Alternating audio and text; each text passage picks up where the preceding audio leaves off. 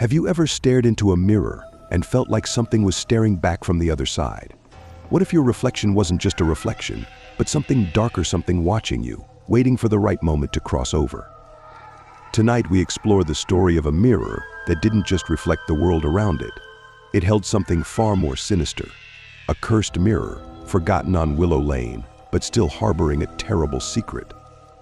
What if the next time you looked into a mirror, something from the other side decided to follow you out? Our story begins in the quiet, forgotten town of Willow Lane, a place where time seems to stand still and every house has a story. Lisa, a young woman in her 20s, had just moved into an old Victorian home at the end of the road. The house came fully furnished, filled with antiques from decades past, but one piece caught her attention the most: a large, ornate mirror standing in the hallway. The mirror had an eerie quality, its surface rippling as if it held onto the past. Lisa, however, thought nothing of it. Just an old vintage piece, right? But there was something about that mirror. Something unsettling. I mean, who doesn't love a good antique find? But let's be honest, old mirrors have a way of making you feel like they've seen too much, don't they? Soon, strange things began happening. Lisa would catch glimpses of movement in the mirror when no one was there, or feel a cold chill every time she walked past it. At first, she shrugged it off, but deep down, she knew something wasn't right.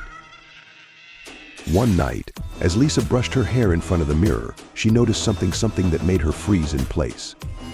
In the reflection behind her, there was a shadow, a figure. She spun around, heart pounding, but there was no one there. When she looked back at the mirror, the shadow was gone, but the unease remained. Now at this point, most of us would be saying, nope, time to cover that thing with a blanket and pretend it doesn't exist. But Lisa? She wasn't ready to accept that just yet. Night after night, the shadow appeared, lingering in the reflection, never present in the room itself. And then, one night, the figure moved. It didn't mimic Lisa's movements. It stepped closer, independently, as if trying to reach through the glass. Like many of us might do, Lisa tried to convince herself that it was all in her head. Stress, exhaustion, she told herself. After all, mirrors can play tricks on the mind, right? But the more she ignored it, the more frequent the disturbances became. Now, whenever she walked past, the reflection felt wrong, as if it wasn't quite her own anymore. And then, one night, something else happened. The woman in the mirror smiled. A slow, chilling grin that didn't belong to Lisa. All right, quick show of hands, who else would have been out of that house by now? Because Lisa, she stayed. But that was about to change. The smile on the woman's face wasn't just unsettling, it was a warning. Desperate for answers, Lisa turned to her neighbor, Mrs. Harrow, an elderly woman who had lived in Willow Lane her whole life. If anyone knew the history of the house, it was her. When Lisa mentioned the mirror, Mrs. Harrow's expression darkened. She explained that the mirror once belonged to Evelyn Blackwell, a woman who had mysteriously disappeared over 100 years ago. Evelyn, it was said, had been obsessed with contacting the dead, spending hours in front of that very mirror. One night, Evelyn vanished, leaving only the mirror behind. And since then, strange things have always happened in the house. I don't know about you, but after hearing that, I think I'd be running for the nearest moving van. But Lisa? She wasn't convinced. Yet. Mrs. Harrow warned her the mirror wasn't just haunted. It was a portal. And Evelyn's spirit was trapped on the other side, waiting for someone to free her. After hearing Mrs. Harrow's warning, Lisa knew she had to confront whatever was hiding in the mirror. One night, as the wind howled outside, and the house creaked under the weight of its secrets, Lisa stood before the mirror, her reflection staring back at her. But this time, it wasn't just her reflection. The woman in the mirror was there, standing just behind Lisa's shoulder, watching her with hollow, lifeless eyes. And then, she moved, stepping closer to the glass, her hand reaching toward Lisa. Lisa backed away, but the woman in the mirror didn't stop. She pressed her hand against the glass, and for a brief moment, it seemed like the barrier between their worlds might break. Yeah, I'm pretty sure at this point, I'd be nailing a piece of plywood over that mirror and calling it a day. But Lisa? She wasn't ready to give up just yet. The mirror wasn't just showing a reflection anymore. It was pulling something from the other side. From that night on, the woman in the mirror wasn't just a passive presence. She began appearing in every reflective surface Lisa encountered: windows, the glossy surface of a coffee table, even the water in the sink.